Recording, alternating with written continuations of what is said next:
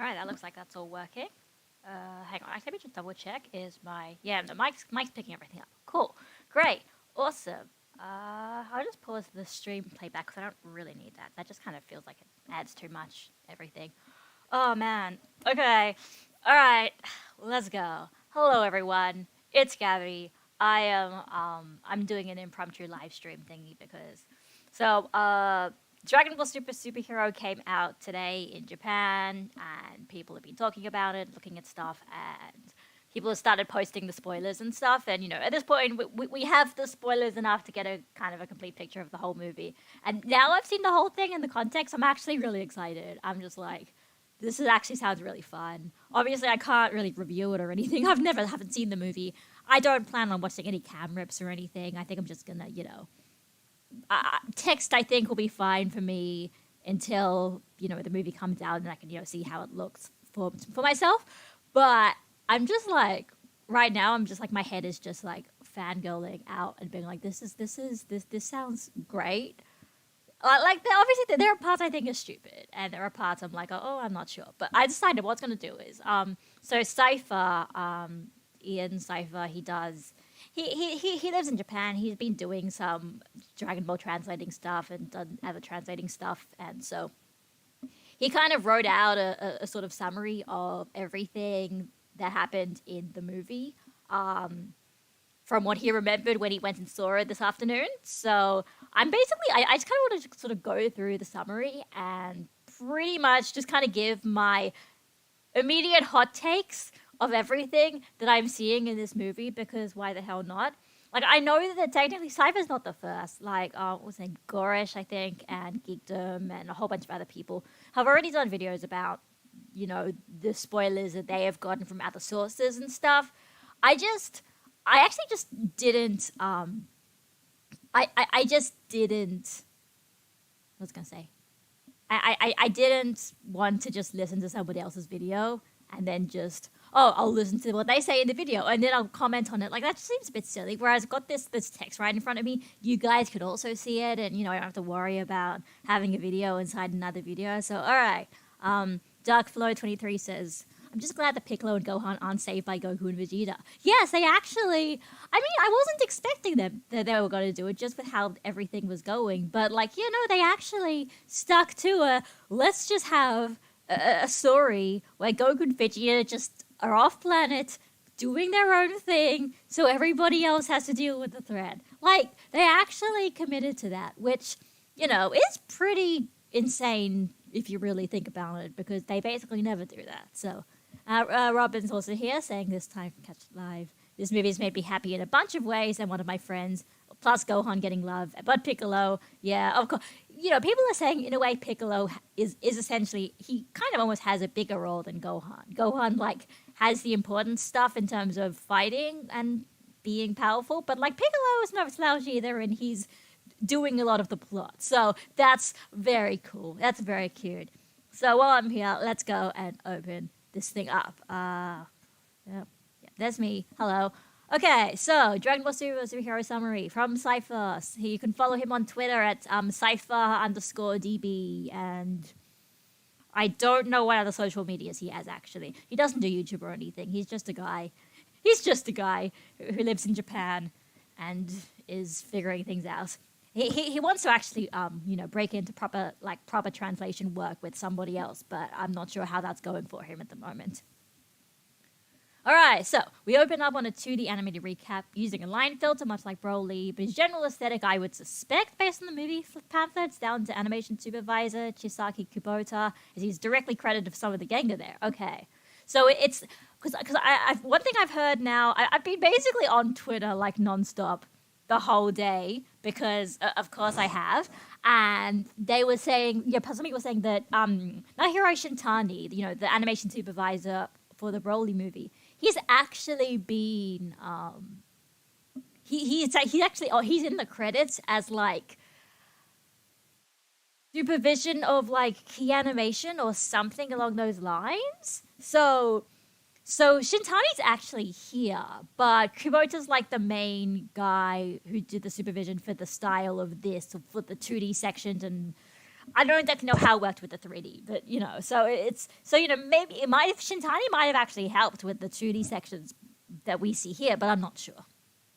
And yeah, Sloth God's like, I'm glad Piccolo got a new form. Yeah, it's like legit new form, looks like a new form and everything, which is, I wasn't really expecting it, but I'm glad, I'm happy for you guys. I'm happy for you Piccolo fans. And Darkflow says, I'm a bit sad that Cell didn't get any lines, but at least they got the original voice actor screaming. That's true. Like, I have thoughts about Cell, and we'll get to it when we get to it, but I'm actually okay with this. I think this is actually really clever. I think this is a really clever way to do it. So, let's go. Okay, so it's a 2D animated recap of Goku's fight against the Red Ribbon Army, as well as the histories of the androids in Cell. Now I'm thinking about this as well. I was kind of like, because they're talking about the androids in Cell, and since it kind of comes up later on with like Gohan and everything, I'm wondering if they like do another like father-son Kamehameha reanimated version of that.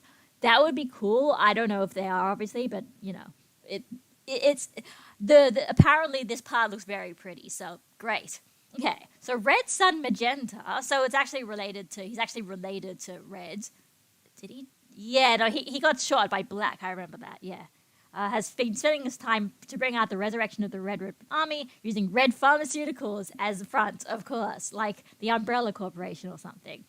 He and his second-in-command, Carmine, have been emboldened by learning of Dr. Hedo, the grandson of Dr. Gero. Okay, so this is all interesting. So they're not just random dudes this time. And they're also kind of sort of dealing with the fact that it has been a pretty significant time gap since the original Red Ribbon Army and the resurrection by Dr. Gero by basically saying it's all their kids.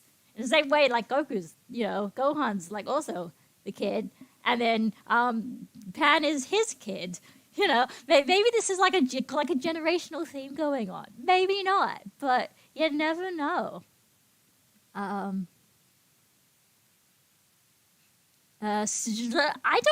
Is that name like Slav, some kind of Slavic thing? I don't know how to pronounce that, but they always said Piccolo dirty compared to Goku Vegeta with power levels, but of course they can't level them up forever.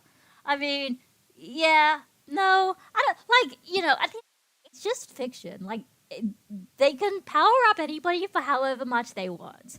Broly was literally introduced, and he's already basically gone saying, as a guy who's nobody ever met before, and they say, oh, he's basically Goku Vegeta levels. And nobody is complaining about that. So, they could do whatever they want. Okay. We open on Hachimaru, Dr. Hedo's spy robot, following Carmine's car into the Red Ribbon compound, hidden away under a holographic lake/basin. Carmine delivers a video presentation on Dr. Hedo to Magenta, taking great pride in having produced the entire video himself, complete with credits, a running gag with him. There are gags in this movie, and they sound better than the Broly gags, and, better tone-wise, and it just sounds fun. Like, I'm loving some of these gags. In the video, we get to see a brief family tree for Dr. Gero, including Vomi, who is android number 21, So she is a person now. Whether or not she's actually Android 21 is a question. But, I guess since she was hinted to be Jero's wife, so I guess she might as well now exist as a character. And if he has a kid, then it's like, oh, okay, I guess I'll have to explain how that all happened. But it's I remember people were saying, oh, 21's going to be like the main villain or something. And no, but I guess in a way she's in the movie, but she's not necessarily 21, but she's in the movie. And Jevo, Jevo? Number 16? Oh, well, I mean, kind of 16, or the original 16, but the Android one. Okay, I guess he has a name now. Number 16 has a name now. I guess that's kind of appropriate because 17 and 18 have names, although I don't think canon has ever talked about that, but, Toriyama gave them names as well. Okay, as well as a second unseen child who's one of Dr. Hedo's parents, because obviously he can't be 16's kid because, he's android and then dead. Magenta asks if he's a doctor in the academic or the medical sense, to which Carmine replies he has credentials in both.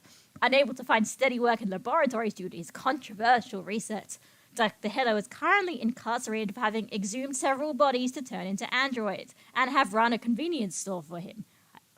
Oh, in order to shore up private research funds. Wait, I'm a bit confused exactly what that means. I'll have to ask him about that later, but anyway.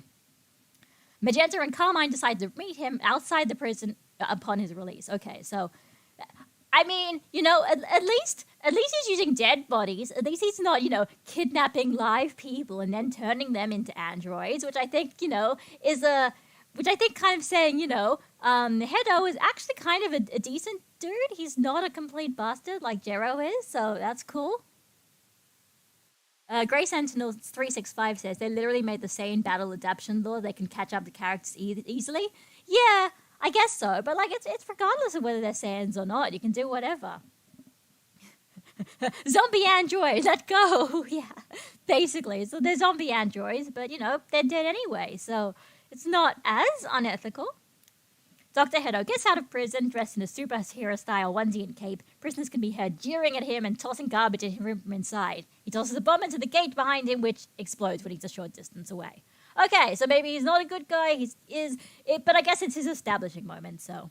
Carmine and Magenta pull up in a car and invite him in. He reveals he already knows who they are and had been using his spy robot Hachimaru to trail them ever since Carmine first came sniffing around the prison. In the car, Magenta proposes Hedo come work for them. Dr. Hedo is reluctant, knowing that Red Pharmaceuticals is just a front for the Red Ribbon Army, whom his grandfather's connection to caused trouble for his parents and him. So this is really interesting. By having this person actually related to Gero and these guys related to the Red Ribbon Army, and they're kind of sort of treating it quite realistically, and there's sort of the Red Ribbon Army was kind of a complete disaster. I don't really want to get involved in this, and there's consequences to people being involved in the Red Ribbon Army that, got destroyed, but I guess people did realize they were trying to take over the world or whatever, or wish to be taller or whatever.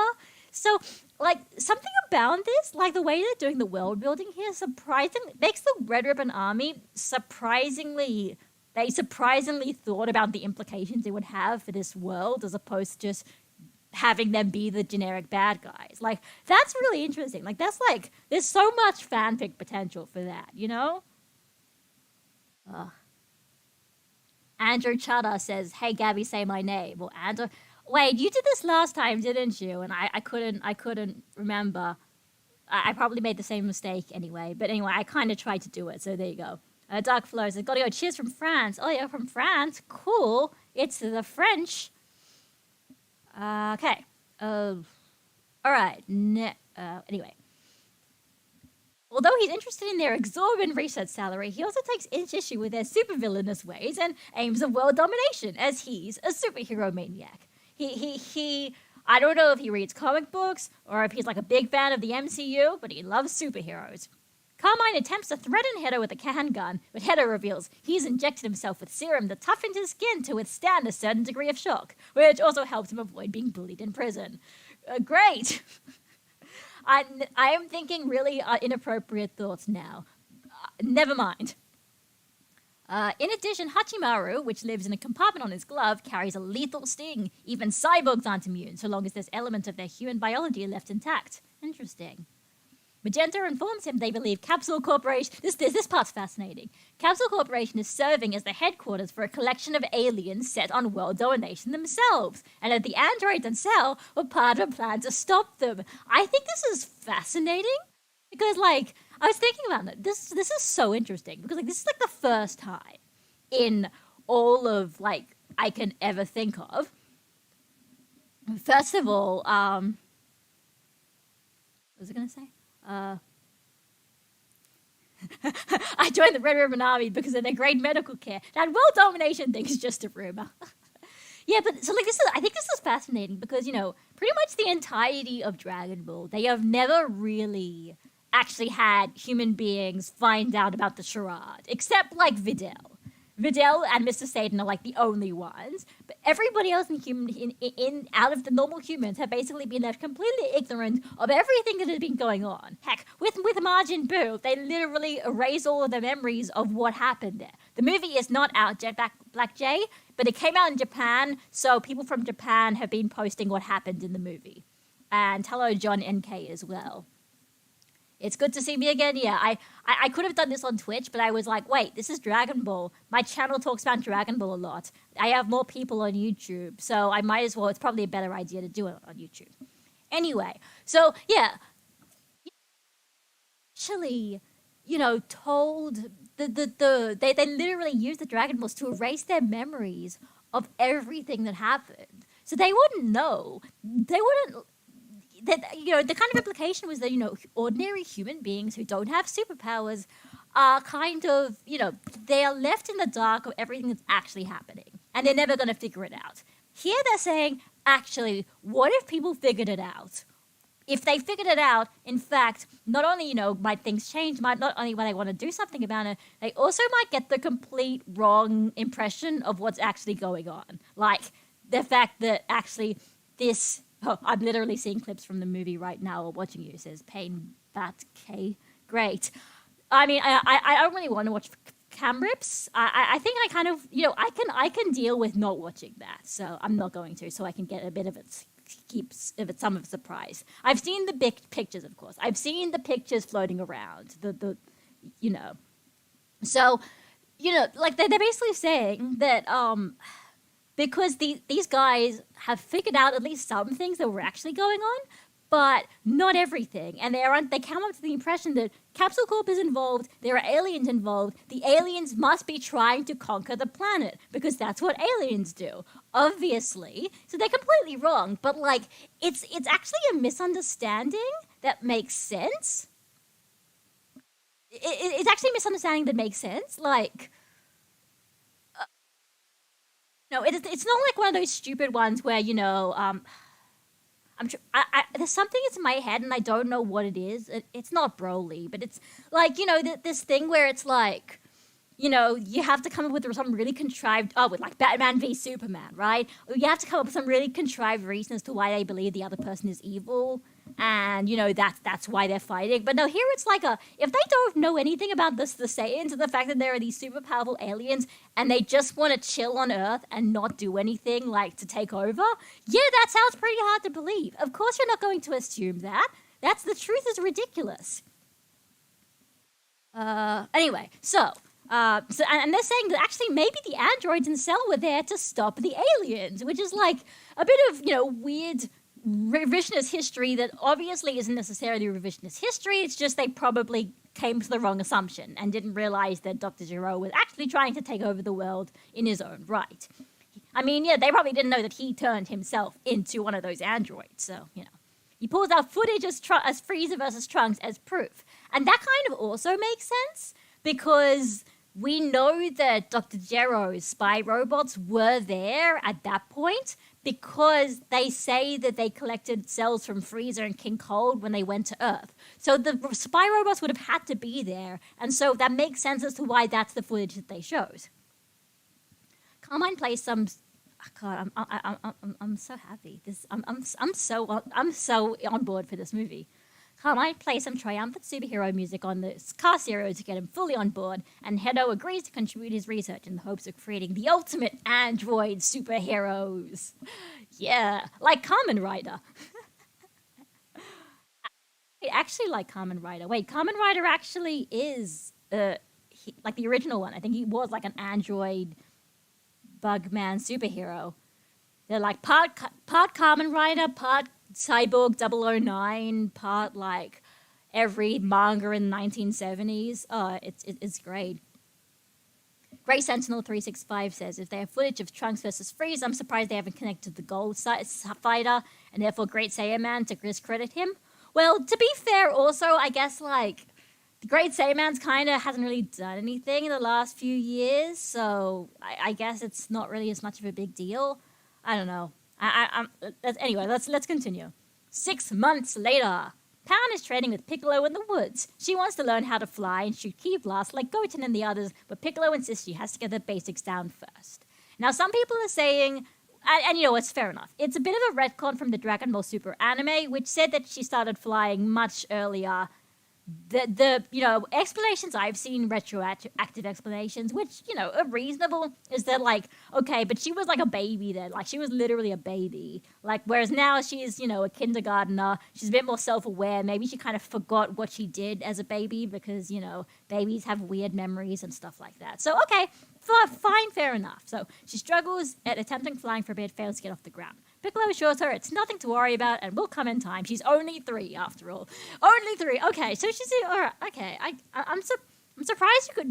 Do you go to kindergarten at 3? I don't know. I don't have a 3-year-old child. I couldn't tell you. I've got a nephew who's 2, but that's about it. Pan asks, so here we go then. Pan asks if it's true that her father could really be stronger than her grandpa, as she's never seen Gohan fight. So this is interesting because I mean, on the one hand, yeah, it's just basically this is just set up for later on in the movie and how he's like the big hero in the end. But it's interesting that the there they didn't like retcon it out. It's interesting seeing characters actually acknowledge that and still sort of hearing about that. In fact, I wrote a fan fiction once years ago about Pan going Super Saiyan, and I think at one point I bring it up and then like they mention it and Pan's like, wait, really? What? I didn't. That's really surprising. And they just kind of no. It was like Bra had like heard it from like Vegeta. And then, like, she told Pan, and then Pan was like, that's really surprising. I wouldn't have expected that. And she's like, and Bra's like, yeah, but my dad said so apparently that's the truth. And, it's that kind of like a, oh, apparently he's even stronger than the guy who fights all the time. That's really strange. Will I ever be able to see something like that in action, right? Because he's just the nerdy guy. Oh, it's so cool, right? It's just like, it makes you think, this is the way the Gohan potential thing. As bad of as silly of a plot device it can be, it's gonna be it brings that anticipation. Just like, is Gohan gonna do it this time? How strong is he actually gonna be? We don't really know what the full extent of Gohan's power is because he doesn't know himself either. Like, he doesn't really fight very often. He doesn't like fighting, so like it's so good. Let's go. Let's keep going. Okay. Piccolo says he could be, but he isn't so sure about him with how he is right now. Which is, I guess one thing, if I wrote this movie, I would have thought that Piccolo had a bit more faith in Gohan. But I guess it's like, it's his problem and he needs to resolve this movie, right? Pan runs off to kindergarten at full super speed. Piccolo returns to his home. Piccolo gets a call from Videl asking him to pick up Hannah from kindergarten as she's busy preparing for a tournament her martial arts school is competing in. So people are happy about this now. First of all, like Videl has a job, and second of all, like she's actually she's like a martial arts teacher. She still actually fights, and she's not just a domestic housewife. I'm like, it's very cute. It's very what's the word? Like trying to fix a mistake that they've done. That they kind of made, that people complaining about, trying to, address those complaints before it actually happens. But you know what? Like, it's not like Videl's going to be an important character because of this. But you know what? It's like, it's a cute bit of lore. It's a very nice bit of lore, as opposed to just another housewife. She offers him food, but Piccolo reminds him that he only drinks water. That's very cute. Like, I mean, sorry.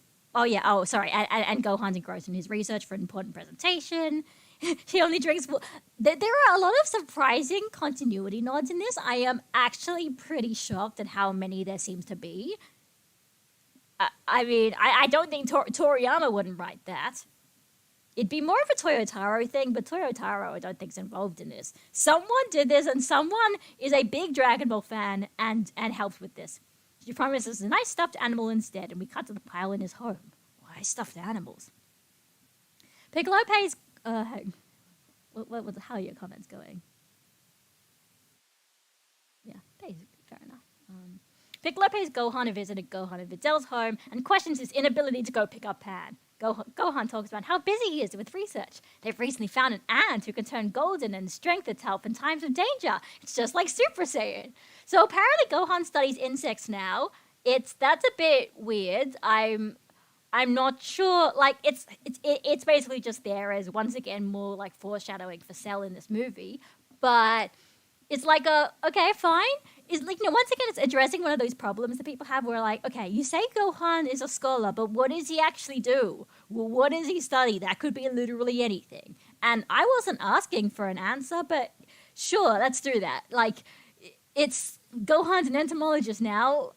I guess it's better than literally nothing. But Piccolo isn't interested. He asks him if his research is more important than family and implores him to at least train a little sometimes, as they never know when threats might show up. It's when he says it like this, before, back in my old live stream, I was sort of talking about how, like, I feel like this movie is, like, made for dads who grew up with Dragon Ball and have kids of their own. And, like, honestly, like if you think about this from Gohan's position, like if you think about real life fathers who have to, juggle work and taking care of their kids, that can be difficult in of itself. And then if you have to keep on the fact that he has to keep training for martial arts to be really strong at the same time, he's got like 3 aspects of his life he has to juggle. Like Gohan's doing a lot of shit, Piccolo. I think you have to cut him a bit of slack. Oh god, Robin mentioned the cicadas. Yeah, there's this one thing, like he says, they're like, oh, the cell's cocoon. He was like, oh, it's like a cicada shell, but that doesn't necessarily mean he studies cicadas. It was just, it was like probably like in context a generic, like, he's learned, so he studies things, so he knows random facts about the real world, Gohan protests the need to keep training, as Goku and Vegeta are around anyway. And, it does make sense in a way, because, yeah, how far they go with this. But it's quite, like, if you think about the Gohan, is he going to train or not, in this kind of a realistic way, where you're kind of like, on the one hand, he wants to be strong to help his family, but on the other hand, there are 2 guys who are literally just there and will keep trying to train and get stronger and are mostly living on the same planet and will keep training even without anybody telling them to. They literally want to do it and they keep urging each other on. It's kind of like you understand why there might be a little bit of hesitation, at least to go all out on training, But, maybe that's just, it's not projection. I don't have any problems like this. But it's like you could understand a reason as to why he would be hesitant to train all the time. That's not just, like, Gohan's a lazy bum and he doesn't care, Piccolo throws a punch at Gohan, who blocks it. He hasn't gotten that rusty. But Piccolo socks him in the stomach with another blow, and then changes Gohan's clothes into the traditional Piccolo dogi and weighted cave. Clothes Beam has returned. The best thing in Dragon Ball. Clothes Beam is back. I fucking love Clothes Beam. It's so dumb. They never give a good explanation for it, and they keep bringing it back because it's great for the plot. I love it. I love Clothes Beam. Right. Okay, yep. Gohan collapses under it. Piccolo encourages him to keep it on, although Gohan protests this makes it hard to work. Piccolo agrees to pick up Pan, and Gohan promises some stuffed animals as payment to Piccolo's chagrin. Piccolo returns home to meditate, only to be attacked by Gamma number 2. He recognizes Gamma as an android from his lack of ki and the red ribbon logo. Gamma number 2 calls him Demon King Piccolo, which is, that's interesting, so like, they're in on, they know they've at least guessed some of the things that they've been deciding to hide from literally everybody on the planet because, like, they don't need to know all of this shit. To which Piccolo protests he's just Piccolo because he's not Demon King Piccolo anymore. He's a lot of things. He's kind of 3 guys. Piccolo is kind of 3 dudes. Piccolo asks who he is, but Gamma number 2 dramatically reveals it has to remain a secret. I think Cypher did a typo here that Piccolo asks what that means, but he isn't telling. He also remembers the Red Ribbon Army back from when he was God. Like I said, he's like 3 dudes. Great, another piece of little continuity nod there, right? Gamma number 2 has questions about that too, but Piccolo won't reveal anyone. What do you mean you used to be God? Long story short, I'm not explaining. Right? Like, it's totally 100% canon accurate, but then when you say that to an outsider, they're like, what do you mean you used to be God? Good morning, what was I going to say? Bad. Alex W says, could you share the link? Actually, I do have the link. Actually, I can just copy and paste it. Can Control C, Control V. I'll just paste it in the chat. That's the link. It's just a Google Drive. Yeah, Crystal Jacobo says, good morning, nice to see you. It's been a while. Yep. And Jeremiah says, I'm Jeremiah from Argentina. There you go. Very cool. Red hair Halo Jeff says, new Gohan form looks so cool. I'm up to the biggest fan of it, but I need to see a bit more in action as well before I, really properly do it. Red Shadow says, let's go. Is somebody retweet my thing or something? Or nah, I don't know. I'm really excited. I'm really excited for this.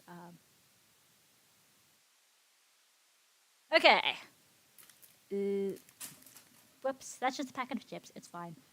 Okay, so Gamma number 2 tells Piccolo he's decided to alter his mission objective from subjugate target to kill. The two fight. Gamma number 2 believes he's killed Piccolo with a blast and leaves. Piccolo slipped away at the last instant and trails the android back to the Red Ribbon base. Piccolo subdues a guard and steals his uniform as a disguise. It's time for Metal Gear Solid Piccolo. Do do do do do do do do do do. Piccolo follows Gamma number 2 to a control room where Magenta, Carmine, Hedo, and the two Gammas are holding a meeting, with a number of soldiers standing guard. Gamma number 1 chastises Gamma number 2 for not confirming the body, and reveals a faint figure escaping from a smoke cloud via camera footage. Magenta is incensed. If this blunder reveals their plan to the enemy, they'll have to hasten their plans. He orders Dr. Hedo to finish his work on Cell Max. There we go, so they do actually reveal it pretty early on. But Hedo insists the two Gammas can finish the job on their own. Carmine isn't so sure and runs down the list of threatening strong opponents, such as Goku, the mid-level boss of the organization. I really wonder what that means. I assume that's kind of some kind of Japanese cultural thing. I wonder how they translate that, but that sounds really great. I bet Cypher literally put that in because he thought it was a good line. He remembered it. Vegeta, Majin Buu, and, of course, Mr. Satan, whose true strength remains unknown. As we all know, Mr. Satan, champion of Earth, who knows how strong he really is? Super Saiyan Satan for the next movie, right? Am I right? He has potential as well. Do you think that, if Crystal Trick says, do you think there'll be a new series after the movie? I don't think so, but I've got no idea. I have literally no idea. Okay. In addition, there's Son Gohan, who they have reason to suspect killed the original Cell rather than Mr. Satan. That's interesting as well. Like my old fanfics back from like when I was writing fanfics before I wasn't writing them. I was thinking of lots of ideas for them where it was like are people ever going to realize the fact that Gohan actually saved the world and nobody knew about it because, like, Mr. Satan took all the credit? And you're kind of like do you think anyone's going to put 2 and 2 together? Are there any smart people who, like, put 2 and 2 together and figured it out? And they're actually having characters who are actually doing this. I've been thinking about stuff like this for, like, 7 years, and they're actually putting this in the movie. This is so cool. Anyway, Dr. Hedo is reluctant to activate Cell Max, both for his non-heroic appearance. I mean, yeah, I guess he does look like an alien bug monster. And the fact he doesn't like having relied on his grandfather's research to make him. Okay. In addition, his control system isn't finished, meaning he could easily turn on them all. Yeah. Overhearing the conversation on Cell Max, Piccolo slips away to contact Bulma by phone. He asks if Goku and Vegeta are around, but they're off training with Beerus. As usual, he asks Bulma to contact Whis. In the meantime, he goes to Karin's for some senzu. And that's why Karin's in the movie, right? They revealed Karin really early on, kind of like, why is Karin a thing that you're doing and revealing? Do you have literally nothing better to show? But I guess that's where Karin shows up in this movie. Here we go, on Beerus' planet. Broly and Goku are engaged in a training match, all in base form. Broly starts to get carried away and unleashes Ki again, which Goku asks him to back down from. He has to learn to control it. I don't really find this very interesting. I don't really, because there's no reason as to why he just apparently can't fight without going into a fucking rage. He just is I don't really understand it as a path for Broly. Like, why does he even act like this in the first place? I don't understand why, I understand not being used to fighting, but, just going absolutely fucking apeshit. I don't really get it, but anyway. Broly powers down and apologizes. Meanwhile, Vegeta has been meditating by himself for some time. Goku chastises him for being lazy, with a number of strong goalposts still out there, like Jiren, the Gods of Destruction. They brought up Jiren. I actually like Jiren, so it's not too much of a big deal. Curtis Ha said, hi, hello, hope you how's your weekend? My weekend's been fun, because it's been great. And hello, Bill BJ, hi, I see you said Robo P, Robin brought me here. Hello, I'm just talking about the spoilers for the new Dragon Ball Super movie that's coming out, and just gonna be fucking fangirling for, like, an hour. So, have fun about this, because at my very subjective view of all these spoilers, so yeah, Jiren's back. Jiren is brought up, which is great because I like Jiren.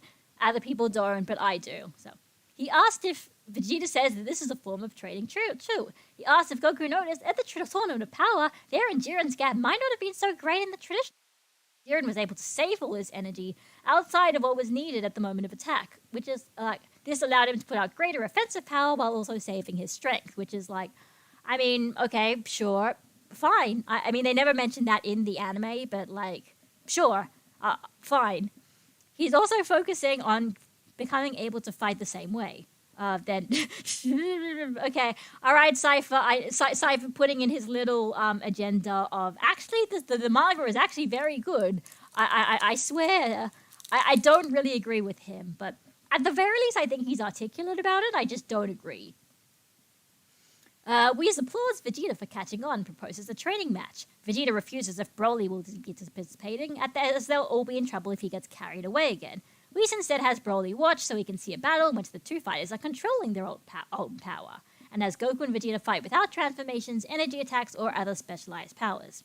Beerus, meanwhile, has woken up from about 4 months of slumber, and has found the trio of Lemmo, Chilai, and Broly living with him. Beerus just waking up, suddenly has 3 new housemates. Like, what the fuck is going on? Goku offers that this was their best way to keep Broly safe from Frieza, which is actually, you know what, that actually makes sense. I thought it was like, oh, what, because then Frieza can't find him, but no, it's more like Frieza is scared of Beerus, so, you know, he won't touch him if he's with Beerus. Beerus allows Lemmo to stay after sampling some of his cooking. He did odd work, custodial, and cooking duties in Frieza's army, and allows Chilai to stay simply because he finds her cute. This is a weird ship, and I don't know what to think about it. Whis knows he has rather cliched tastes. Yeah, I mean, in the manga, he thought Ribrianne was actually kind of cute in a fat form, so I don't know what the line is. It's very strange. Goku wants a meal before the match begins, so the group go off and have an elaborate dinner courtesy of Lemmo. Whis is fine as chef, Beerus states. Lemmo's in. Ooh. Beerus, Lemmo, Chilai, and Whis settle in some tubs of Earth ice cream. Nice. To watch the fight unfold, Broly watches intensely. During the match, an ice cream tub flies on top of Whis' staff, preventing him from noticing Bulma's claws. So this is a really stupid, contrived way to keep Goku and Vegeta out of the action. But you know what? Fair enough. Like, how else are we going to have a story like this? How else are we ever going to have a story like this?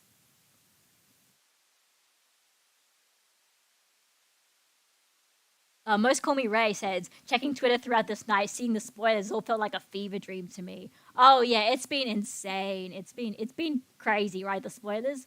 I've mostly been watching on Discord, but yeah, I know some of it's been on Twitter as well. Hunt the Truth says, am I the only one annoyed of all these forms coming out of their asses? There's zero sense of consistency. I'm used, at this point it's kind of like, I'm used to it. So, like, I don't, and if anything they do, try to explain quite a few of them. So it's not too bad. What was I gonna say?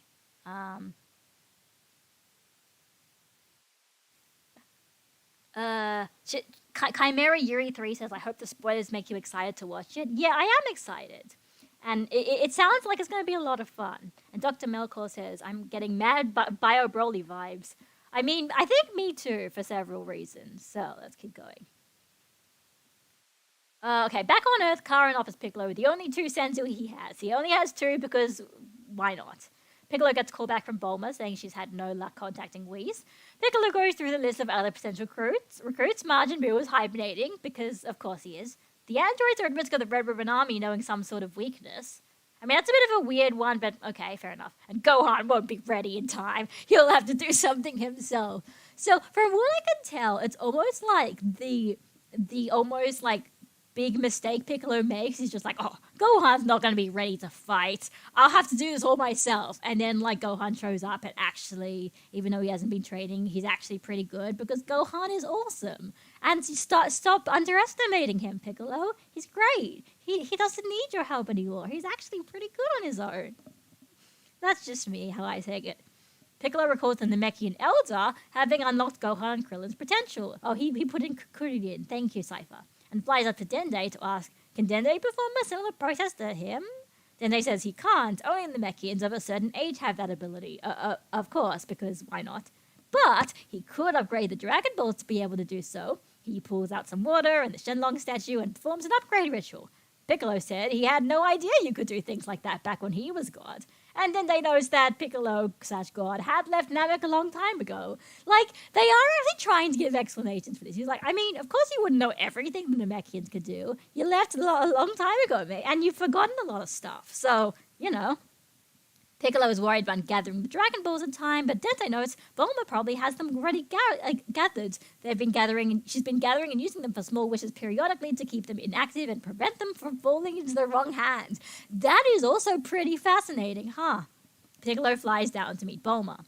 A Capsule Corporation, Piccolo takes the first wish to have Shenlong unlock his latent potential. Shenlong does so, dropping a mirror down so he can see his appearance changes. And notes he also threw in a bonus. That's really funny. They make another joke later on that it's like, yeah, you know, every time a character gets a new form with like a new hair color or whatever, they can't necessarily see it. How are they supposed to know that it makes them look different without a mirror? So Shenlong's just showing up here and like, no, listen, I swear, look, it's a new form. Look, your color's changed as well. Here's a mirror so you can look at it. It's like, oh, huh, you're right. Why are you showing me this? I just thought you'd like to know. It's so stupid in the best way. Not going to be ready to fight. Clothes beam exists. Well, that's the thing, but I mean, you know, he is wearing the Piccolo clothes, fighting clothes at the moment, since Piccolo clothes beamed it. Bulma takes the second two wishes for a minor butt lift and some more eyelash volume. Piccolo berates her for using the wishes for such trivial things. Bulma realizes to her horror that they could have used the wish to bring Goku and Vegeta to Earth. When Piccolo chastises her again, she points out he hadn't thought of it either, and he sheepishly flies back to Red Ribbon Base. Like, this is just, yeah, the characters were being really stupid, but like, hey, they mentioned it, and hey, you know what? This isn't the first time that they accidentally wasted their Dragon Ball wishes because they didn't think of something. They did that back on Namek again. No, it was when, like, you know, they're like, oh, bring Piccolo here with us. And then he shows up somewhere halfway across the planet. And then there's like, oh, wait, you meant you wanted to bring him here, like right here? Sorry, I didn't specify. Like, it's fucking stupid, but it's fine. It's decent enough. It's not a plot hole, you know? Back at the base, eager to hasten their plans nevertheless, Magenta and Carmine devise a plan to lure in Son Gohan next and have the Gammas finish him off. Knowing he has a daughter, they decide to kidnap her to lure him to the base. To avoid unveiling themselves to the public. Okay, so that's the reason. That's the reason they kidnap her. They're like, oh, we have to do this in private because we don't want to have everyone fighting in the middle of the city or whatever. You know, they're actually decent guys for evil people. Piccolo is still in his red ribbon uniform, sneaks back in, and makes the excuse that he slipped away to the toilet. Oh, just like Gohan makes that excuse as well. His neighboring soldier asks if he's okay. I mean, he looks green, and to let him know if it becomes an emergency again. Piccolo volunteers himself to go on the mission to kidnap Pan, as he happens to live in the area and is also familiar with Pan, as she's a bit of a local celebrity, being Mr. Satan's granddaughter. Like, that makes sense, right? That actually makes sense. Piccolo is paired up with a burly soldier, number 15, for the mission. Piccolo figures that going through with a staged kidnapping may be what it Gohan back into action. So yeah, this is like the plot of the movie right now. That like Piccolo is like, maybe we need to like pretend something bad is happening so that Gohan can actually take training seriously. And it's like kind of messed up, but at the same time it's also like, from what at least it's kind of like, you know, at least Gohan Piccolo's wrong, but Gohan still manages, and there's not really too many hard feelings, you know? Oh, this is so interesting. Yeah, they're saying Toriyama and Shueisha are inspired so much by the Latin American community. Yeah. Okay. Seeing Piccolo's distress over going through the plan, number 15 says he knows about his stomach issues, but just please hold it until they land. Number 15 arrives at Pan's kindergarten, but is instantly knocked unconscious by her when he tries to claim he's here to take her home. She recognizes Piccolo by his key, and he takes her and the unconscious number 15 back into the Red Ribbon plane, explaining to the kindergarten teacher that it's a security drill for Pan. Inside the plane, Piccolo reveals his plan to her, puts her in handcuffs that they both know she can easily break out of, and delivers her to the Red Ribbon base. Pan feigns terror in a recording for the Red Ribbon's plan to use to drag Gohan there, and Piccolo and number 15 show up at Gohan's house to deliver the message. Despite Pan having seen through his disguise right away, Piccolo is disappointed to see that Gohan doesn't notice. Apparently a new thing here, which isn't necessarily, part of his character, but now they're just kind of saying, Gohan is just kind of comedically oblivious at points. Gohan is unperturbed by number 15 holding him at gunpoint, effortlessly flicking the weapon out of his hand and asking him to leave. That's pretty badass, not gonna lie. Until number 15 pulls out the footage of Pan. Gohan flies out the window and powers up to Super Saiyan, causing a massive crater under the wing of his home that causes the whole home to topple.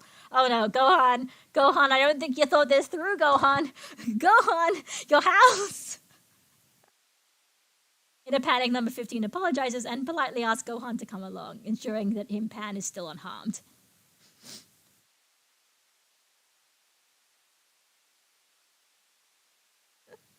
Gohan arrives at the base and immediately rushes towards Pan, who is waiting at the top of the tower behind a crowd of soldiers, the higher-ups, and the Gammas. Gamma number 1 does battle with him. Gohan is fighting an uphill battle as a Super Saiyan 2. I guess Cypher's saying it must be Super Saiyan 2 because there's lightning maybe, or who knows. I don't know. I guess he doesn't have Super Saiyan 3, so I guess, whatever. Until Piccolo and Pan feign a performance in which he looks like he's a soldier, lifting her up by the collar and threatening her. Gohan goes ultimate and begins to gain the upper hand. So, from what they're saying here, from what I can tell, they're kind of saying, and I think Cypher mentioned this as well, it's kind of like, okay, so Gohan can go ultimate, but he just has to really be in the mindset, or Reese has to have really kind of had some training recently. It's still there, but he has to he's got to really try. Whereas Super Saiyan is comparatively a lot easier to do, I guess. Which, you know what? For a headcanon explanation, that actually doesn't necessarily contradict Dragon Ball Super, which is kind of surprising. So, I am kind of impressed. I'm actually kind of impressed at the way that they worked around this.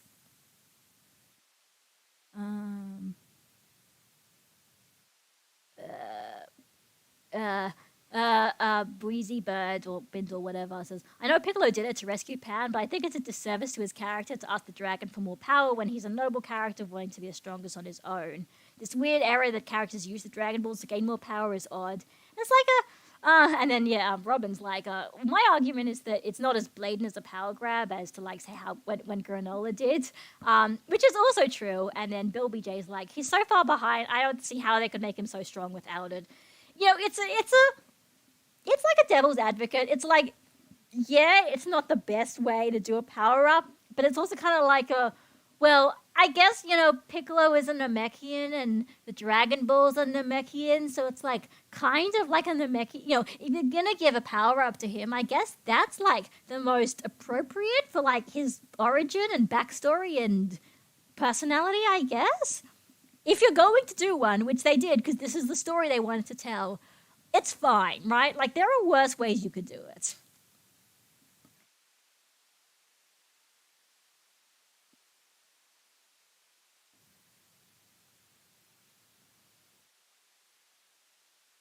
The Gohan goes ultimate begins to gain the upper hand. Piccolo and Pan are both surprised by the Gammas protesting Piccolo harming Pan. Oh, interesting. Why are you hurting the kids? Wait, you guys are the good guys?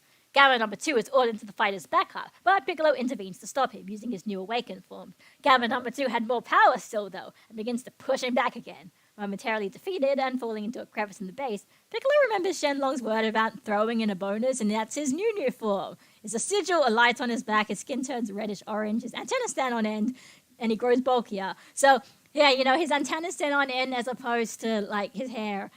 So, anyway, this is orange wait, no, they explain that part later. This is new Piccolo form. It looks a bit weird, but okay, fine. Okay, fine. That's what we say about Piccolo's new form. Okay, fine. In this newer, even stronger form. As to what this form is, I don't know. Something that Shenlong did. How did he do it? I don't know. But whatever, right? Whatever. We'll figure it out later. At the moment, that's not important. What's important is beating these guys and saving Gohan and Pan and everybody. And not dying, In his newer, even stronger form, he flies up and quickly puts Gamma number 2 down. Pan breaks free of her cuffs and begins plowing through Red Ribbon soldiers. Good on you, Pan. I love you. Pan and Carmine see the Gammas losing and start to retreat. Threatened by Pan, Carmine fires a handgun at her with Pan dodging all of his shots. Good on her. Good on you, Pan. Outraged at Carmine's actions, the Gammas finally realize they've been had and cease their fight with Gohan and Piccolo. Wait, are you saying they're the baddies? Oh, if they're the baddies, then we have no reason to fight you. Which is so it's like, you know what? And then they're just like, wait, like they actually realize pretty quickly, oh wait, I think they're not the good guys after all, and then we actually have no reason to keep fighting because they're actually decent human beings. Well, androids, But Pan knocks out Carmine while Magenta slips away. Dr. Hedo follows him. So, okay, this is fun, looks great. The battle's seemingly over, everyone regroups, now with the Gammas in tow, and now they're friends now, right? Bulma arrives, having brought Trunks, Goten, Kuririn, and number 18 as backup. Piccolo was surprised to see Goten and Trunks have grown much since they last met. Gohan notes the Saiyans remain small until they reach a certain age, at which point they have a radical growth spurt. Except for him, who grew up pretty naturally, but Gohan's just apparently a weird anomaly. Gohan searches around for his glasses. Piccolo asks if his eyesight gets better when he transforms. Implication, yes. Okay, like, I don't know why I find this, like, the best fucking part of the movie, but, like, this is the best part of the fucking movie. That the new canon is that actually, yes, Gohan does actually need his glasses to see because his sights aren't great. But, like, when he goes Super Saiyan, his eyes get better, so he doesn't need to worry about it. I think that's fucking hilarious and kind of amazing, because it's like, you just thought the glasses were, like, almost just there for show, or kind of, to have this stupid, like, Clark Kent-y kind of alter ego, where he's like so he looks like a weak nerd, and he's actually super strong, the glasses are just, like, for decoration. But no, they're like saying, no, Gohan does actually need those glasses, unless he was going Super Saiyan all the time, which he's not doing. His eyesight is not imperfect, so he does actually need his glasses. Like, that's fucking amazing. I actually think that's great. Like, he may be a super powerful alien, but, like, he can still have bad eyesight. It's great. Like, it doesn't matter because the moment he starts fighting, he can just, like, improve his eyesight again, but, like, it, uses his power up. So, like, fucking incredible. It's incredible. Alex W. says Toriyama actually based Gohan, Lee, Brusaga off Clark Kent, Peter Parker a little bit. I mean, I assume so. Like that's the one thing. It's funny you mentioned Peter Parker, and that part I found interesting because at least from a few movies, the versions of Peter Parker that I've seen, it's like when he gets bitten by the spider, it like fixes his vision as well as giving him superpowers. But then it's like he just keeps wearing fake glasses with no lenses or whatever because I don't know, or sometimes he just ditches the glasses altogether. But some of them are saying, oh no, he still has glasses. He still needs them to see, and his eyesight isn't fixed, and he has like lenses in his spider suit and super suit, but it varies. No, I'm still doing spoilers because I haven't finished yet. Okay, inside the base, Magenta manages to awaken Cell Max. Dr. Hedo tries to intervene, but Magenta shoots Dr. Hedo a moment he'd been waiting for, and begins to undo more of Cell Max's controls. But Dr. Hedo gets up, reminding him about his serum-toughened skin. Magenta reveals that he's gone through some upgrades as well, if not to the extent Dr. Hedo could cook up. He removes his jacket and shirt to show the cybernetically enhanced body underneath. He prepares to fight, but is stung on the back of the neck by Hachimaru, whose poison begins killing him. While Hedo gloats, Magenta uses his last moments to undo the final locks on Cell Max. While Cell Max awakens, Gohan asks Piccolo what's up with the form he showed, and Piccolo notes that Shenlong was quite generous with his bonuses. Gohan asks, we can give it a name like Super Saiyan. Being told that Gohan he was orange, he himself hadn't realized. It's like they brought that mirror gag that Shenlong would throw the mirror just so he could have this gag. He's like, it's orange. He's like, wait, what do you mean it's orange? He arbitrarily decides on Orange Piccolo, played like a bit of a joke. Like I said, all of these form names are just fucking jokes. Golden Frieza, he just decided to call it that because I'm golden, it's Golden Frieza. Nobody takes these form names seriously. And it's like they're there to make the merchandisers upset because they're not cool names. It's incredible. It's incredible. The sky darkens, and Cell Max, a gigantic red creature resembling second form Cell with wings, explodes from below the base, played by Norio Okamoto via a series of guttural grunts and screams. So, played by Norio Okamoto. Gamma number 1 shields an unconscious Dr. Hedo from the explosion.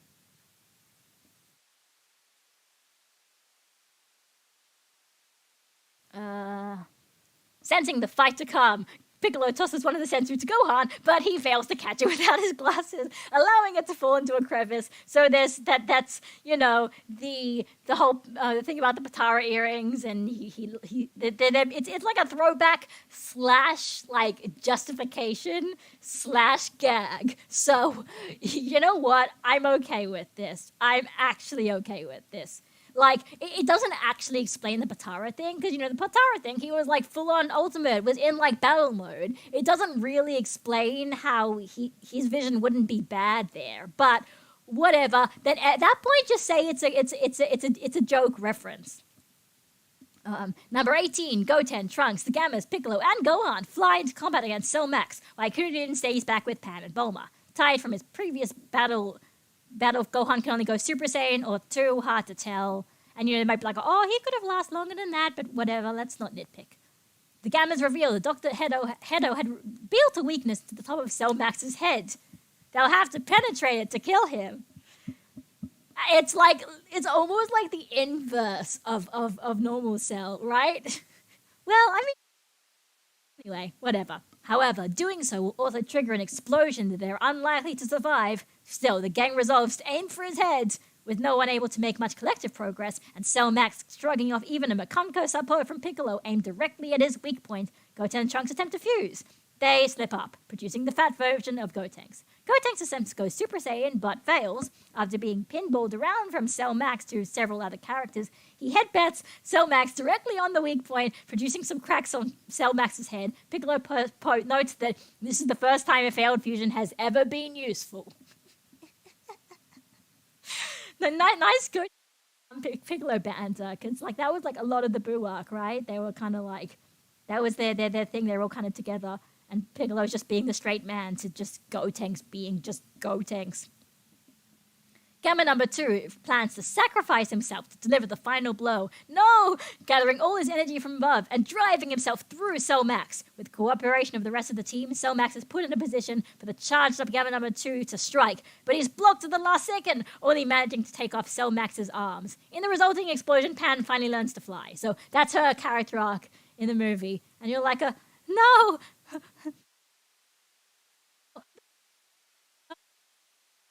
Sounds like the fun, goofy one. No, not him.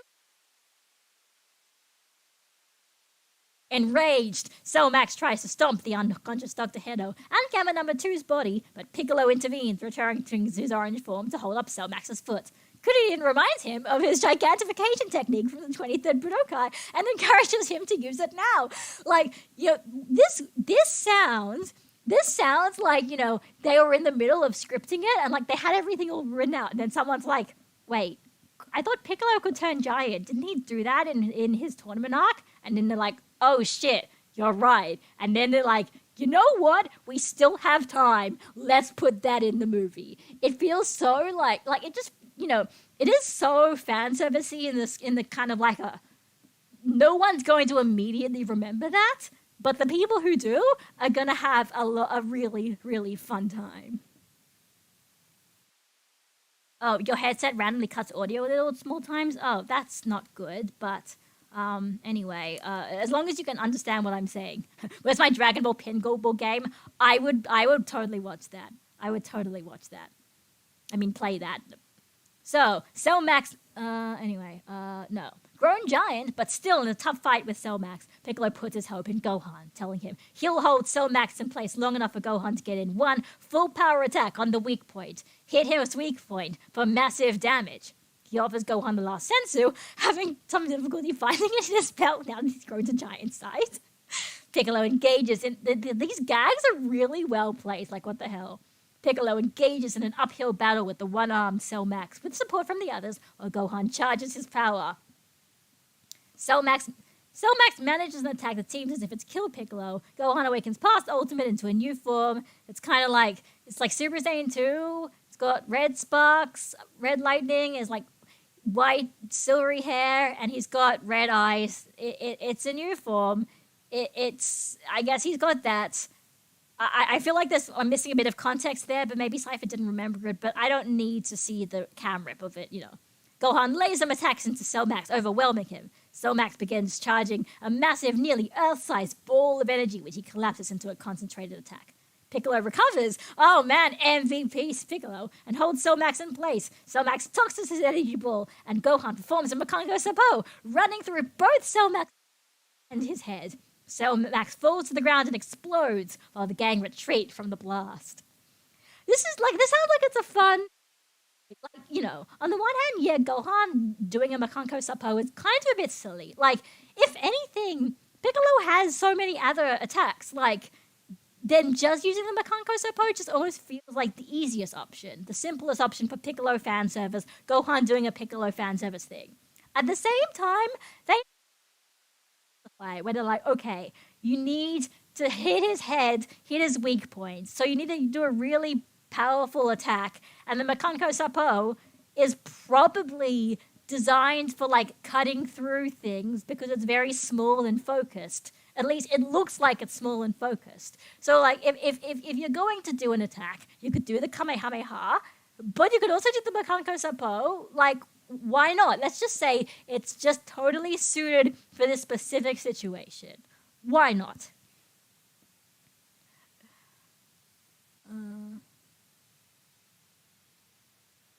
Yeah, Crystal Giacomo says, I'm holding my attack.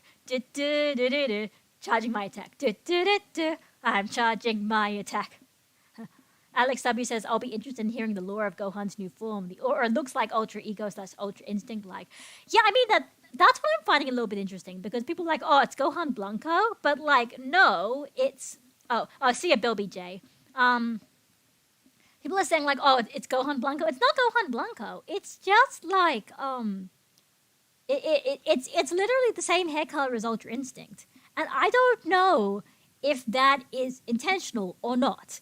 I have no idea, because I wonder if they're going to have interviews and try to explain it more, if they have an explanation, or they just came up with things that they thought sounded cool and mashed them all together like a new Cell, but it's a Gohan form. I've got no idea, but it will be interesting to see if they actually have an explanation or not. Yeah, anyway. So, in the aftermath, Pan runs up to Gohan and Piccolo in their new white and orange forms, respectively, being surprised by their appearances. Yeah, I mean, it's I've never fucking seen these forms before, but before they revert to normal. Gohan and Pan embrace, which is that very cute thing from the that shot in one of the trailers. It's one of the trailers. It's fucking adorable. Gamma number 2's body, drained of energy, disintegrates. No. As Dr. Hedo and Gamma number 1 watch, Piccolo states that in the end, Gamma number 2 really was a superhero.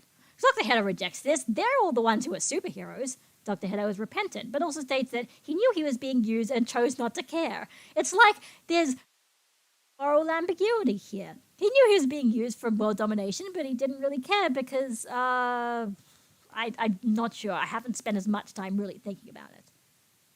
Bulma offers the repentant Dr. Hedo and Gamma Number 1 places at Capsule Corp. Dr. Hedo's skin serum may prove useful in cosmetic research. He flies around everyone, and we cut to credits. Meanwhile, in a post-credit scene, Vegeta and Goku have a fight, and Vegeta wins, and he's like, "I have finally won against you, Kakarot!" But Beerus is asleep. And Shilai's just happy the fight is finally over. Lemo and Broly have been moved to tears, apparently. Okay, that's a weird end credit scene, but that's the movie. I think you can understand. So that's that's the movie. It sounds really fucking fun. I'm gonna have a lot of fun with it. Yeah, there are some criticism. Piccolo's orange form, Gohan's silver/white/new form look kind of ugly, especially from certain angles. I don't know how good it's gonna look in motion. I don't know if we're gonna get used to it and we're gonna like it. At the same time, a lot of the new forms that show up in Dragon Ball seem kind of ugly. Also, at the same time, Gohan, and I think Piccolo apparently as well, having red eyes, but Gohan's new form has red eyes, and his hair isn't white, it's really more silver, but I was like, I feel like Gohan having a new form with red eyes, and I'm just like, oh god, he's like channeling my other best boy. It's like all of my best boys are being merged into one. I don't know how I'm going to fucking deal. I'm going to die. I'm not gonna die, but I'm gonna fangirl so much. This is just such a fun thing. I'm really excited for the movie. We're not gonna see it for like another 2 months. I feel sorry for whoever is going to be in the theater with me. I am going to be fucking unbearable because I'm going to be like, remember, I'm this person who do those reaction videos, right? I react to things. I talk as I'm watching things sometimes. And if I do that in the movie theater, that's not good because people are watching the movie theater. They want to watch the movie. They don't want to hear me muttering to myself. And regardless of who I'm going with, whether I'm going by myself, whether I'm going with friends who haven't seen Dragon Ball, whether I'm going with friends who are fans of Dragon Ball, I'm probably going to keep up a constant commentary, and it's going to be terrible. I'll try to control myself, but it's going to be... I'm going to be terrible. I'll try to be as good as I can, but I'm really excited for this movie. Red Shadow says, "Rest in peace, Gamma 2, the best character in the movie." Yeah, I'm really sad that Gamma 2 was like perma-dead. I mean, maybe they can use the Dragon Ball, swish him back. Maybe not because he's like made from a corpse. But I wish. It's not just because I know Mamoru Miyano from his other performances, and he's just like great at large ham characters, and he would just chew the scenery so much. I mean, Gamma 1 is similar. I haven't actually really heard his voice actor that much, but it's going to be, maybe they'll bring him back if he's popular, if they're both popular. Maybe this is their way of saying, well, there was 2 of them, and so there's not like too many characters. You only need one Gamma, really, because they have the same design.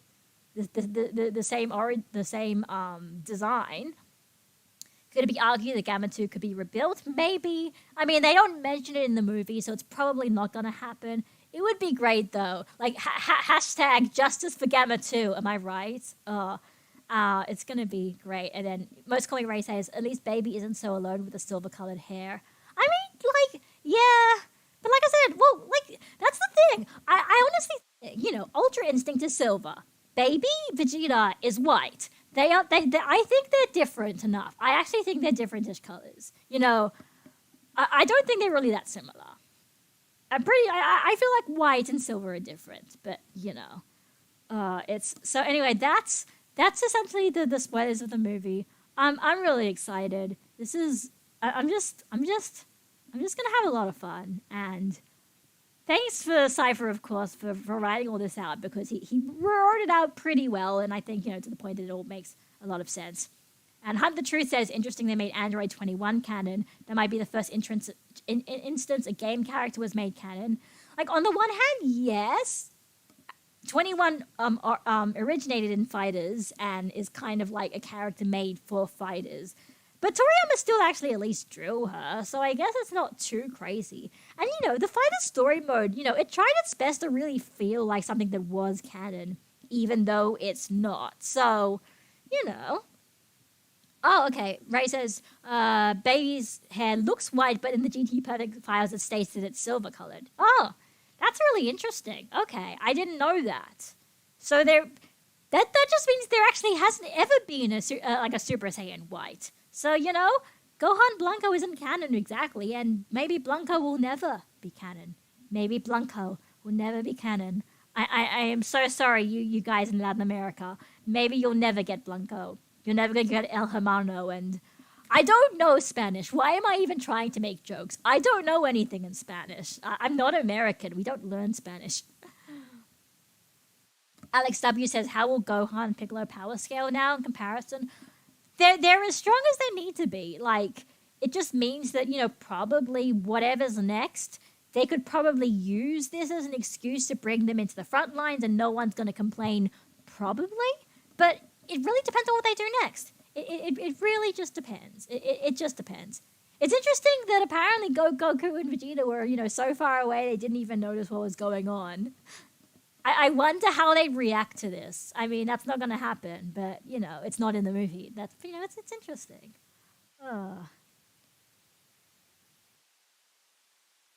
But, so yeah, I'll probably end it off now. I just wanted to really go through that and give you my real hot takes on, like, everything that I read in this summary. I think that's basically everything. It just sounds like a lot of fun. The gags sound way better placed than Broly. The story actually has a plot and characters with motivations that make sense. Nobody really feels like they're incredibly bland, and if they are, they're probably killed off pretty quickly. And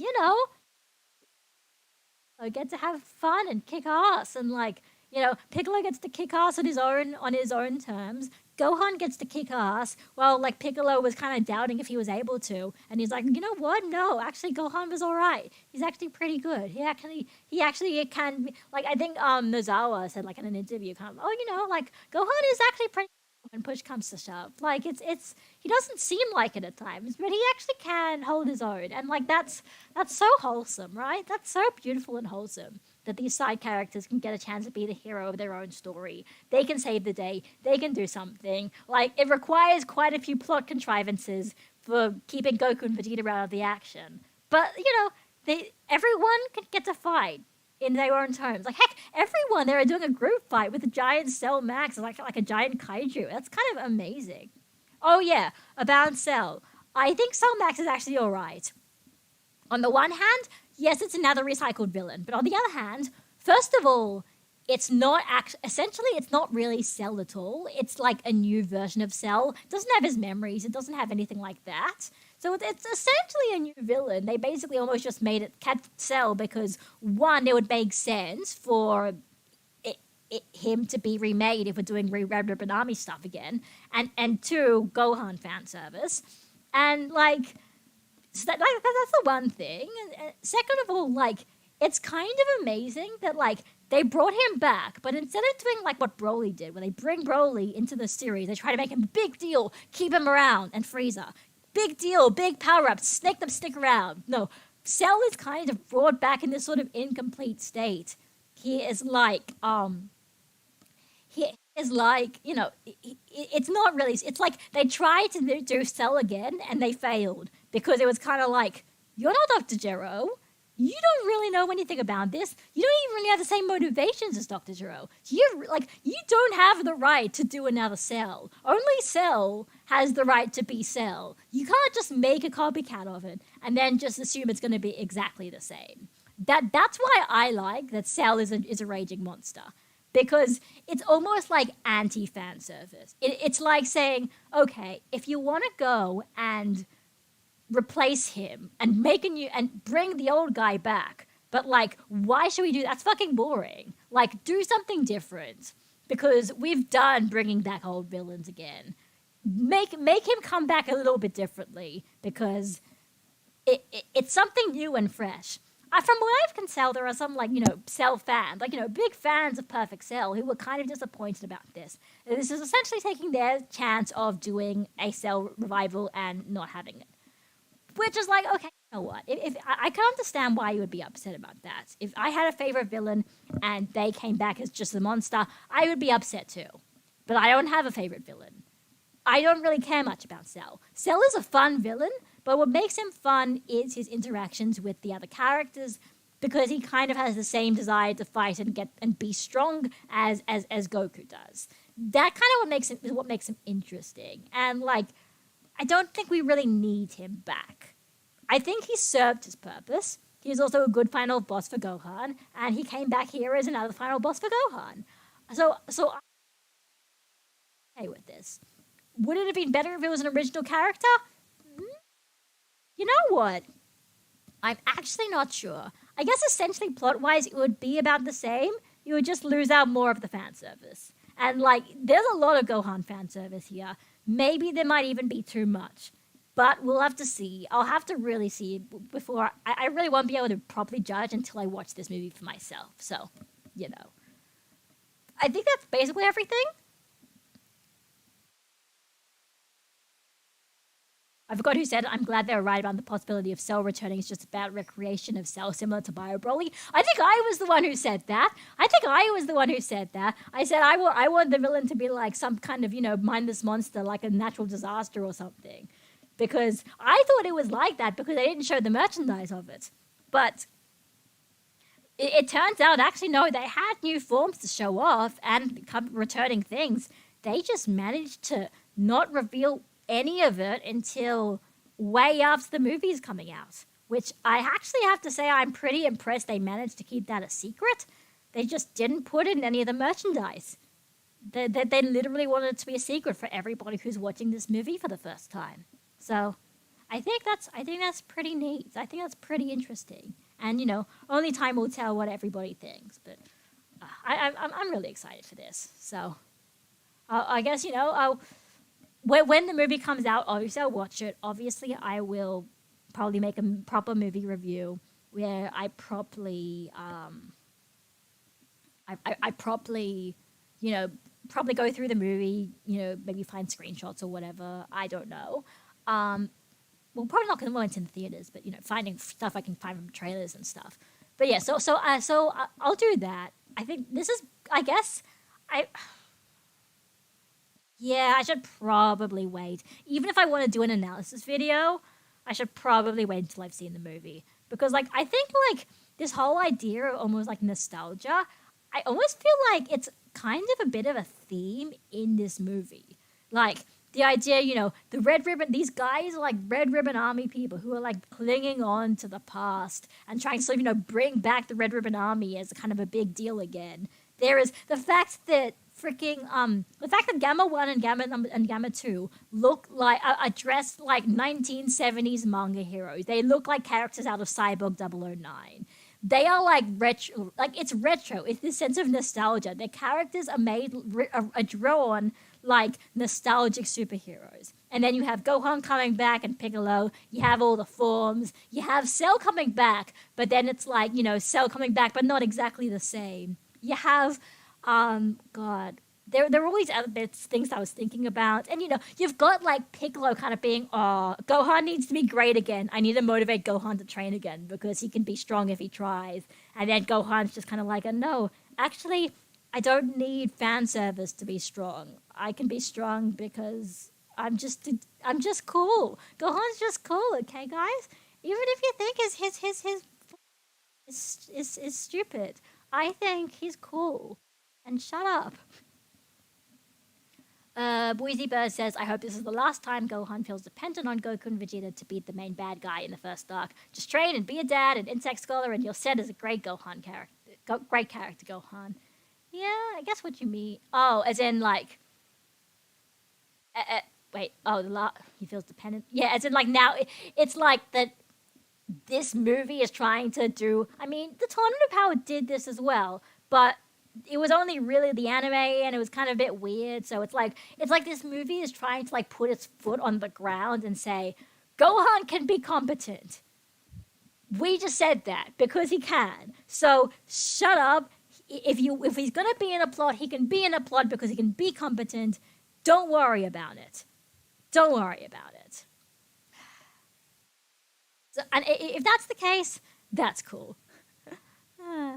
Alex W says, lol, I don't want Gohan to be an insect scholar. Hopefully this was a side project and he mainly studies energy/ki.